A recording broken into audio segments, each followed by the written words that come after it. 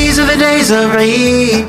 Eid Mubarak guys! Kung naghahanap kayo at hahabol kayo sa long holiday, ito ang recommended naming place sa inyo dito sa Fujairah. Dahil sa halagang less than 200 dirhams ay makapag-book na kayo dito ng studio room for overnight stay. Dito lamang yan sa Uptown Hotel Apartment. Remember, this is not a sponsored video. O tara guys, pasok na tayo sa loob. So guys, ito ang isa sa dalawang bitong namin na room. So pagpasok mo, standard pa lang, andun agad yung lutuan, kusina, at yung kanilang banyo. Ito naman yung kanilang size ng kama. So sakto lang kanila sa dalawang tao. O tara guys, pasok naman tayo sa kabilang kwarto. Ah, laki. Ay, studio. Mayroong sopa. Ah, one bedroom. Ah, may sopa. Oh, ganda. May microwave pa, oh.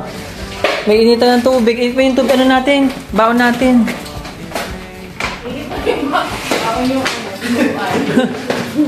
Ah, laki na pa ng kama. Oh. Ganda, not bad sa 200, 199.999999. Oh.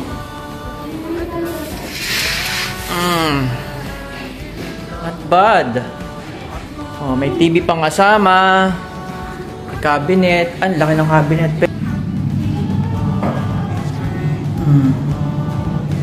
Not bad. Maganda. Dining table. Oh. At may rep. Oh. Ay, wala kayo rep? Wala kami. Meron maliit lang. Ito ang laki ng rep nyo. Pero liit ang TV nila kami. Oo nga.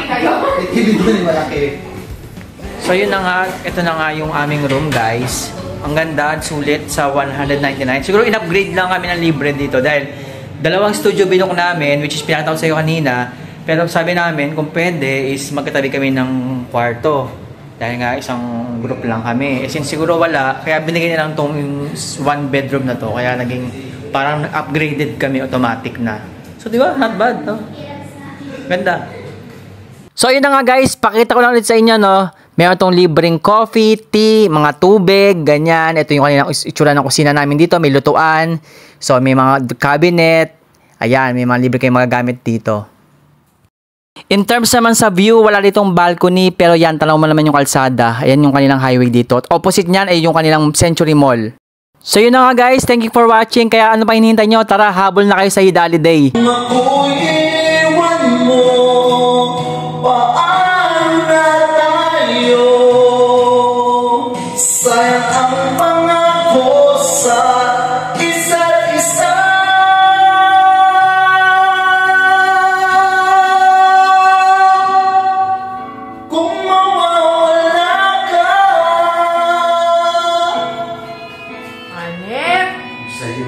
Hype na sales ng palabas.